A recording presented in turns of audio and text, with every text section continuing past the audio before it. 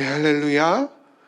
오늘도 이 자리에 나오신 여러분들을 환영하고 하나님께서 가장 기뻐하실 줄로 믿습니다.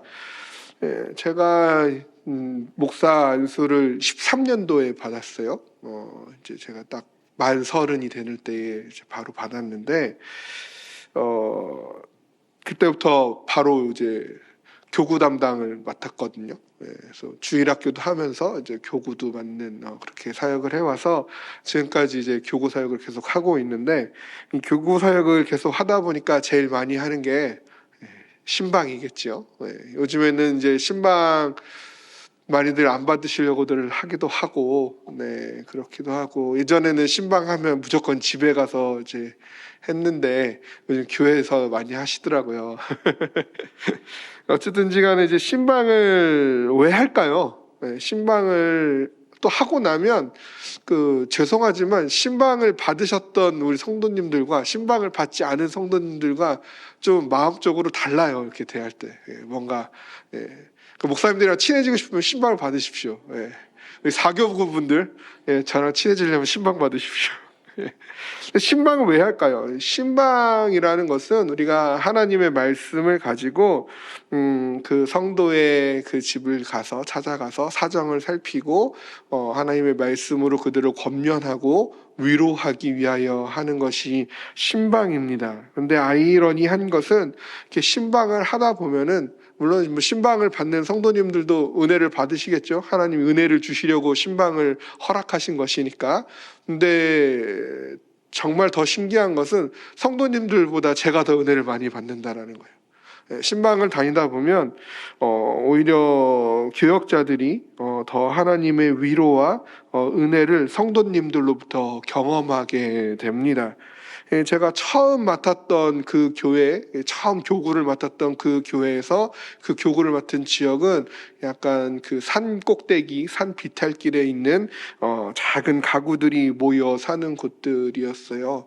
이렇게 작은 방들이 모여 있는 곳들, 작은 집들이 모여 있는 곳들에서 처음 교구를 담당했는데, 주로 그곳에 사시는 분들은 나이 많으신 그리고 홀로 사시는 어르신들이 대부분이었습니다. 그래서 홀로 사시는 어르신들을 이제 찾아가서 어떻게 사시는지, 어디 편찮으신지는 없는지 이렇게 여쭤보면 얼마 제가 수술을 받았다고. 그래서 아이고 어디 수술 받았냐고, 무릎 허리 다 말씀하세요. 그래서 한참 말씀하셔서 아유 그럼 수술 언제 받으셨어요? 한 10년 됐나? 어제 일처럼 말씀하셔서 깜짝 놀라곤 했는데, 어쨌든지 간에 그런 어르신들에 대한 이야기, 어디가 아프신 데는 없는지, 자녀들은 어떻게 지내는지, 연락은 자주 하는지, 그런 얘기들을 나누고 기도 제목들을 나누고, 그리고 나서 이제 준비해간 찬송가를 부르고 또 말씀을 전하고 나눠주신 기도 제목들로 기도를 열심히 합니다. 그렇게 신방 예배가 끝나면 그러면 이제 어떻게 될까요? 그 어르신들이 고이고이 간직해 놓으셨던 것들을 꺼내 오세요. 주로 이제 과일이나 떡, 그다음에 믹스 커피나 요구르트 이런 것들 가지고 오시는데, 이 진한 사랑을 경험합니다. 우리 목사님 오신다고 며칠 전부터 준비해서 깎아놨어요. 그래서 랩에 이렇게 씌워놓은 사과나 배 같은 것들을 가져오세요. 먹지도 않고 깎아놓고 이쁘게 깎아놔서 며칠 동안 간직해 두셨기 때문에 색깔이 갈색이 되어 있습니다. 또 이제 며칠 전에 제가 떡을 받았는데 목사님 드리고 싶어서 안 먹고 떡을 간직하고 있었다고 갖고 와서 꺼내 오시면 맛이 살짝 변해 있어요. 근데 얼마나 정성 들여서 간직해 놓으셨어요. 목사님 오면 드린다고. 그래서 이제 저도 이제 목사 안수 받고 처음 다니는 데잖아요. 열정이 있고 뜨거움이 있으니까 열심히 먹습니다. 갈색 사과도 먹고 갈색 배도 먹고 맛이 약간 변한 떡들도 먹고 열심히 먹어요. 기뻐하세요. 근데 하나님이 다른 거 몰라도 저에게 주신 은사가 있는데 소화 능력이에요. 한 번도 탈이 난 적이 없습니다. 그 많은 것들을 먹고도. 그래서 또 그런 것들로 위로를 경험하고, 이 손자 같은 목사죠. 30살이니까요. 그 어르신들을 70, 80 되신 어르신들이 대부분인데, 손주 같은 목사인데도 이렇게 찾아와서 신방해준다고 그 꾸부정한 몸으로 아픈 허리, 무릎 가지고 시장 가서 과일 사다가 떡 맞춰다가 그렇게 간직해 놓으시고, 그래서 꺼내주시고, 또 먹는 거 보면서 잘 먹는다고 더 먹으라고 기뻐해 주시고, 이런 신방들을 통해서 참 많이 위로받고 눈물 흘리고 그런 것들을 경험했었습니다. 그래서 아마 초대교회 사도들도 가만 생각해 보면 그러지 않았을까요? 초대교회 사도들은 이곳저곳을 많이 돌아다녔잖아요. 더 넓은 지역들을 담당하면서 순회하면서 설교하고 신방하였을 텐데, 수많은 그 초대교회 성도들을 만나면서 위로하고 권면하였겠지요. 이 초대교회 성도들 어떤 사람들이었습니까? 극한의 박해 속에서도 목숨 걸고 믿음을 지키고 있는 사람들이었죠. 두려움과 정면으로 맞서면서도 예수를 포기하지 않고 있었던 성도들이 바로 초대교회 성도들이었지요. 오늘 이 베드로는요, 그러한 초대교회 성도들에게 편지를 썼어요. 그 편지를 쓴 것이 베드로 전후서이고요. 특별히 오늘 읽은 베드로 전서는 이 외부에서 오는 시련, 극심한 박해에 직면한 성도들을 격려하기 위한 목적으로 쓴 서신이 바로 이 베드로 전서입니다. 그래서 베드로 전서에 별칭이 있는데 그것이 바로 격려의 편지예요. 이 격려의 편지가 시작되는 1절과 2절의 문안 인사를 보면 이 편지의 수신자들인 이 소아시아 일대에 흩어진 나그네와 같은 성도들에게 이 하나님의 택하심을 입은 자들이라는 정체성을 심어주는 것을 보게 되고요. 그렇게 하나님의 택하심을 입은 자들에게는 썩지 않고 더럽지 않고 쇠하지 아니하는 하나님의 그 유업이, 그 하늘의 소망이 주어졌음을 고백하고 있습니다. 그렇지만 그러함에도 불구하고 택하심을 입은 자들이 이 땅에 살 때에 여러 가지 시험과 환난과 핍박을 당하겠으나 결국 구원이 완성되기까지 하나님께서 그의 능력으로 그들을 보호하고 있다라는 것을 선포하고 있습니다. 그것이 오늘 우리가 읽은 본문의 말씀인 거예요. 기억하시나요? 네, 다시 한번 읽어볼까요? 본문을 우리 한 목소리로 같이 읽어보겠습니다. 이 교독을 하면 서로 딴 생각을 할 수가 있기 때문에 이의를 잘 곱씹으면서 우리 한 목소리로 다시 한번 읽어보겠습니다. 예수 그리스도의 사도 베드로는 본도, 갈라디아, 갑바도기와 아시아와 비두니아에 흩어진 나그네 곧 하나님 아버지의 미리 하심을 따라 성령이 거룩하게 하심으로 순종함과 예수 그리스도의 핏부림을 얻기 위하여 택하심을 받은 자들에게 편지하노니 은혜와 평강이 너희에게 더욱 많을지어다. 우리 주 예수 그리스도의 아버지 하나님을 찬송하리로다. 그의 많으신 긍휼대로 예수 그리스도를 죽은 자 가운데서 부활하게 하심으로 말미암아 우리를 거듭나게 하사 산 소망이 있게 하시며 썩지 않고 더럽지 않고 쇠하지 아니하는 유업을 잊게 하시나니 곧 너희를 위하여 하늘에 간직하신 것이라. 너희는 말세에 나타내기로 예비하신 구원을 얻기 위하여 믿음으로 말미암아 하나님의 능력으로 보호하심을 받았느니라. 아멘. 오늘 이 본문을 가지고 제가 설교 제목을 정하면서 사실 하려고 했던 설교 제목은 택하심은 받은 자들을 위하여 하늘에 간직하신 것이었어요. 근데 아무리 생각해도 그 칼이 다 안 들어갈 것 같아가지고 앞에를 포기했습니다. 어쨌든지 간에 오늘은 이 말씀을 통해서 우리가 두 가지를 기억했으면 하는데요. 첫 번째는 나는 하나님의 택하심을 받은 자입니다 라는 것이고요. 두 번째는 하나님은 나를 위해 하늘에 간직하신 것이 있습니다 라는 거예요. 첫 번째가 뭐라고요? 예. 감사합니다. 나는 하나님의 택하심을 받은 자입니다. 2절에 기록되어 있는데요. 택하심을 받은 자라는 표현이요. 근데 이거와 동일한 동격으로 쓰여 있는 표현이 1절에 등장하고 있다고 합니다. 그게 뭐냐면 흩어진 나그네라는 표현이에요. 그러니까 하나님의 택하심을 받은 자라는 그 말의 뜻과 흩어진 나그네라는 것은 같다라는 것이에요. 택하심을 받은 자는 곧 흩어진 나그네다 라고 정의하고 있다는 것을 보게 됩니다. 지도를 좀 보여주실까요? 예. 잘 보이실지 모르겠지만 지도를 보시면요, 빨간 동그라미들이 있어요. 저 동그라미들이 오늘 베드로전서 1장 1절에 나와 있는 지역들이에요. 본도, 그 다음에 갈라디아, 갑바도기아, 아시아와 비두니아의 위치를 확인할 수 있는 지도입니다. 딱 봐도 우리나라 서울, 부산보다도 멀어 보이죠?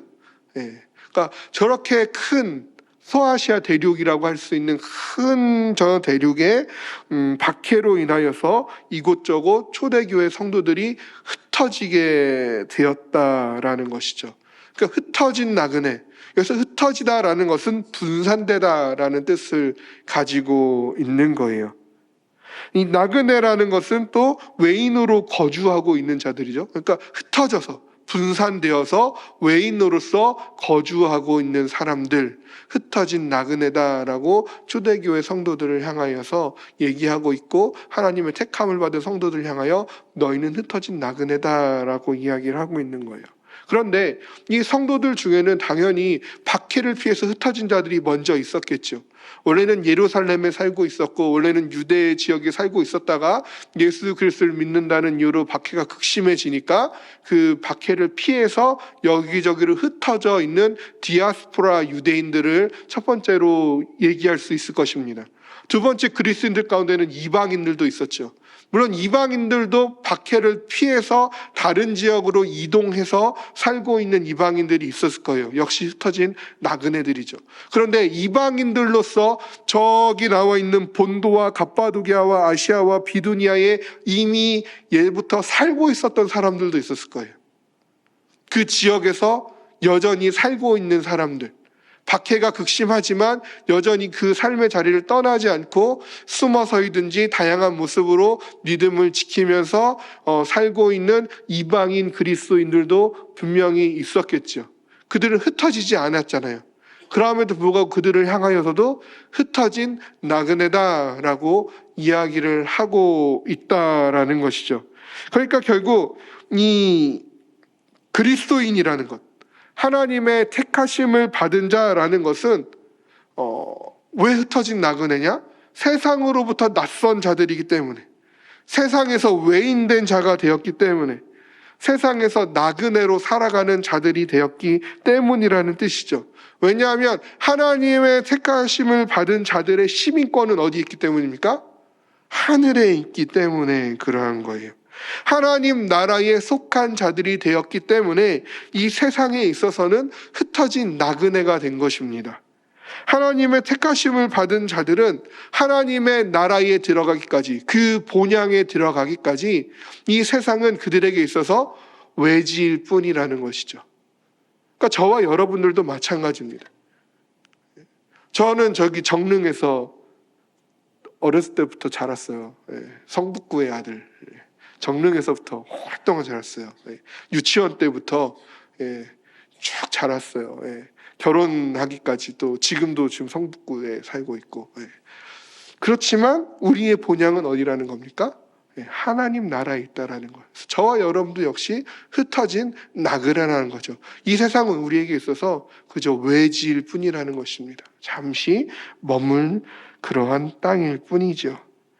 하나님은 이러한 택하심을 받은 자들에게 하나님의 미리 하심을 따라 성령의 거룩하게 하심으로 순종함과 예수 그리스도의 핏부림을 얻게 하셨습니다. 다른 말로 얘기하면 예정하심으로 미리 아신 자들을 성령으로 구별하여 주셨다라는 거예요. 그리고 그렇게 구별하신 자들에게 예수 그리스도의 순종으로 인한 그 보혈로 하나님의 나라를 허락하여 주셨다라는 것입니다. 그래서 택하심을 받은 자들은 이 세상에서는 흩어진 나그네에 불과해요. 그렇지만 그 흩어진 나그네도 먹고 사는 게 필요하잖아요. 그래서 하나님께서 물론 이 땅의 필요들을 채워주십니다. 그렇지만 우리가 흩어진 나그네로서 하나님이 우리에게 주시는 최고의 은혜와 최고의 축복은 이 세상에서 썩고 더러워지고 새하여질 것들이 아니라 썩지 아니하고 더러워지지 아니하고 새하지 아니하는 하나님의 유업, 그 유업을 우리에게 주신다는 거예요. 그래서 이 땅에서는 흩어진 나그네에 불과한 하나님의 택하심을 받은 우리들이지만 우리들의 진짜 정체성은 무엇입니까? 하나님의 나라를 유업으로 상속받은, 하나님의 유업을 잇게 되는 자들이라는 엄청난 그 존귀한 그 위치를 우리에게 허락하여 주셨다라는 것이죠. 그것이 바로 나는 하나님의 택하심을 받은 자입니다라는 그 고백 안에 담겨있는 진정한 의미입니다. 한번 따라해 보실까요? 나는 택하심을 받은 자입니다. 나는 이 세상에 흩어져 사는 나그네입니다. 나는 썩지 않고 더럽지 않고 새하지 않는 하나님 나라를 유업으로 이을 자입니다. 믿으십니까? 우리는 그런 자들이에요. 대단한 자들이죠. 옆에 한번 봐보세요. 대단하시지 않습니까? 우리는 그렇게 하나님이 존귀하게 택하시고 영화롭게 부르신 자들이 바로 그러한 우리들입니다. 하나님은 그러한 나를 위해 하늘에 간직하신 것이 있다고 말씀하고 있어요. 그래서 우리가 두 번째로 기억할 것은 무엇이라고요? 하나님은 나를 위해 하늘에 간직한 것이 있습니다. 기억하십시오. 그것을 3절에서는요, 산 소망이라고 말씀하고 있고요. 5절에서는요, 말세에 나타내기로 예비하신 구원이라고 말씀하고 있습니다. 하나님은 이것을 이 산 소망과 말세에 나타내기 위한 구원을 우리에게 주셨습니다. 그리고 이것은 하나님의 긍휼로부터 시작되었어요. 하나님의 긍휼이라는 것은 단순히 누군가를 불쌍히 여기는 감정을 넘어서서 그것을 구체적인 행동까지 나아가게 하는 것을 이야기를 합니다. 그러니까 하나님의 긍휼이 여기심을 받았다라는 것은 불쌍히 여기는 하나님의 감정이 우리를 향했다라는 것을 넘어서서 그러한 하나님의 긍휼이 여김을 받을 자격조차 없는 우리들을 하나님이 택하여 주셨다. 그리고 그들에게 대한, 우리에 대한 그 주체할 수 없는 하나님의 사랑의 표현으로 그 외아들 독생자 예수 그리스도를 이 땅에 보내셨고 십자가에서 죽게 하시고 부활하게 하셨다. 그래서 그것을 우리로 하여금 믿게 하셨고 그 믿음으로 말미암아 우리에게 산 소망을 주셨다라는 것을 의미하는 것입니다. 그것이 하나님의 긍휼을 입었다라는 말에 담겨 있는 것이에요. 그냥 단순히 불쌍히 여기는 감정이 아니라 하나님이 우리를 불쌍히 여겨서 어떠한 일을 우리에게 행하셨는지, 우리를 더 이상 불쌍한 자 되지 않기 위해서 하나님이 어떠한 값을 지불해 주셨는지를 고백하고 있는 것이에요. 그것이 산 소망이요, 그것이 말세에 나타나게 될 구원입니다. 즉 그래서 산 소망이라는 것은 예수 그리스도를 통한 구원으로부터 생겨나는 것이에요. 살아있는 소망, 이것은 그냥 그저 무엇인가를 멀리 있는 무엇인가를 손에 잡히지 않는 무언가를 그냥 바라고 기대하는 것을 넘어서서 우리가 그 산 소망을, 살아있는 소망을 가졌기 때문에 지금 내게 있는 현실을 극복하고 이기고 견디게 하는 힘을 가져오게 한다라는 것이죠. 그러니까 산 소망은 따라서 지금 현재의 것을 뛰어넘게 해줍니다. 이 땅의 것을 초월하게 해주는 것이 하나님이 우리에게 주시는 산 소망, 하늘에 간직하신 것이라는 것이죠. 이 땅의 것은요, 다 언젠가 썩고 더러워지고 새하여집니다. 그러하죠. 이 땅에 있는 것에 끝이 없는 건 아무것도 없어요. 그렇지만 하나님이 우리를 위하여 하늘에 간직하신 것, 하나님이 우리에게 지금 이미 주셨고 후에 앞으로 온전하게 주실 그 산 소망, 예수 그리스도를 통하여 우리에게 나타내신 바 된 그 말세에 우리에게 주어질 그 구원은 썩지 않고 더럽지 아니하며 새하지 아니하는 영원한 것입니다. 그리고 이것은 바로 영원한 하나님 나라에서의 삶을 의미한다라는 것이죠. 따라서 지금 당장 두렵고 힘들고 외롭고 불안하지만 지금 초대교회 상황들 어떻습니까? 당장 언제 누가 나를 고발할지 모르는 상황이, 언제 내가 어떻게 나의 목숨을 잃게 될지 모르는 상황입니다. 언제 잡혀가서 모진 고문과 신문을 받아야 할지 모르는 상황이에요. 사자의 밥이 될지 화형에 처하게 될지 어떻게 죽게 될지 알지 못하는 상황이에요. 날마다 두렵고 날마다 불안해요. 구두구두 믿을 수 없는 쓸쓸하고 외롭고 힘든 그러한 상황들이지만 하나님께서는 우리에게 영원한 하나님의 나라를 소망하게 하여 주셨다라는 거죠. 그 모든 것과 좋게 비교할 수 없는, 그 모든 힘든, 그 모든 두려움, 그 모든 불안함, 그 모든 외로움보다도 비교할 수 없는 영광이 가득한 하나님의 나라를 소망할 수 있도록 우리에게 구원을 주시고 그 산 소망으로 인하여 기뻐하고 감사함으로 현재를 살아갈 수 있도록 하여 주신다라는 것입니다. 말세에 나타날 구원, 그 새하늘과 새 땅이 우리에게 주어지기까지 하나님은 우리가 산 소망을 놓치지 않게 하시기 위하여 하나님의 능력으로 우리를 보호하고 계신 줄로 믿습니다. 베드로는 그 초대교회 성도들에게 이것을 이야기해주고 있는 거예요. 우리는 어떻습니까? 물론 초대교회처럼 우리가 예수 믿는다고 박해와 핍박을 받지는 않죠. 그렇지만 초대교회의 상황과 현대 우리 성도들의 상황을 비교해 봤을 때에 우리는 그거보단 낫지라고 얘기할 수 있습니까?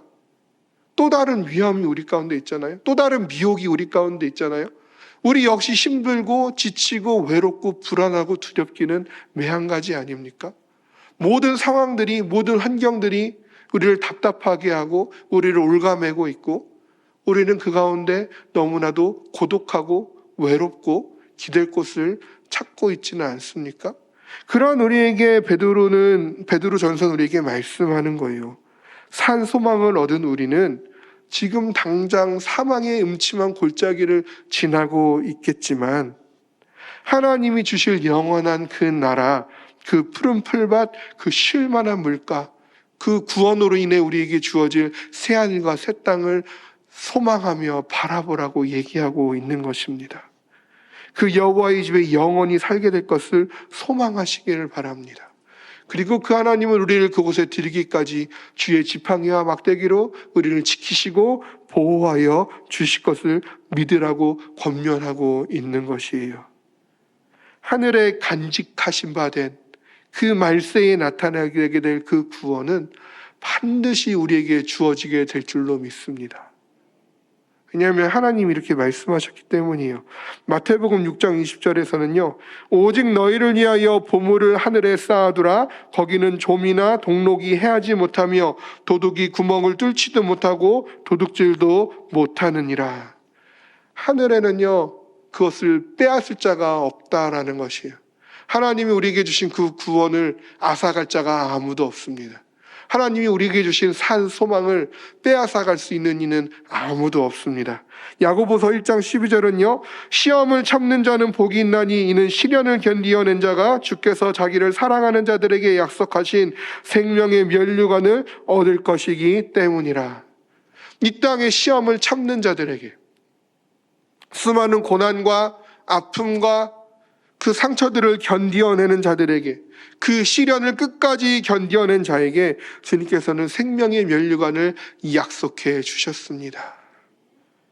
시편 146편 5절은요 이렇게 말씀합니다. 야곱의 하나님을 자기의 도움으로 삼으며 여호와 자기 하나님에게 자기의 소망을 두는 자는 복이 있도다. 복이 있는 우리가 되기를 원합니다. 소망을 하나님께 두는 우리가 되기를 원합니다. 우리를 위하여 하늘에 간직해 놓은 것이 풍성하신 그 하나님, 이 땅에서 우리가 당하고 있는 그 모든 것들을 싸매시고도 남음이 있는, 그 어떠한 세상의 말로도 표현할 수 없는, 측량할 수 없는 그 하나님의 영광과 하나님의 사랑과 하나님의 그 평강이 우리에게 약속되어져 있음을 소망하는 우리가 되기를 원합니다. 지금 병상에 계신 가족들이 있으실까요? 경제적인 어려움을 가지고 있는 성도들이 주변에 있으신가요? 힘들고 외로운 시기를 보내고 있는 자녀들이 있으십니까? 그들에게 이 산소망의 소식을 들려주시기를 바랍니다. 찾아가서 이야기해 주세요. 힘드냐? 아프냐? 많이 두렵지? 외롭지? 걱정하지 마라. 걱정하지 마라. 하나님께서 우리를 위해 하늘에 간직해 놓으신 것이 있다. 그것은 썩지 않고, 그것은 더럽지 않고, 그것은 쇠하지 않으며, 그것은 영원하고, 그 영원한 생명이, 그 영광이, 그 안식과 그 평화가, 그 기쁨이 우리에게 약속되어 있다. 그 소망을 간직하는 자들에게 하나님은 그의 능력으로 우리를 보호하고 계신다. 지금 당장 내가 아프고, 내가 힘들고, 내가 외롭고, 내가 두렵지만 그 모든 것을 싸매어 주시고 덮어주실 그 하나님의 능력이 우리를 보호하고 계시고, 우리가 한 번도 누려보지 못할, 우리가 상상도 하지 못할 그 하나님의 온전하심이 우리 가운데 약속되어져 있음을 바라보자.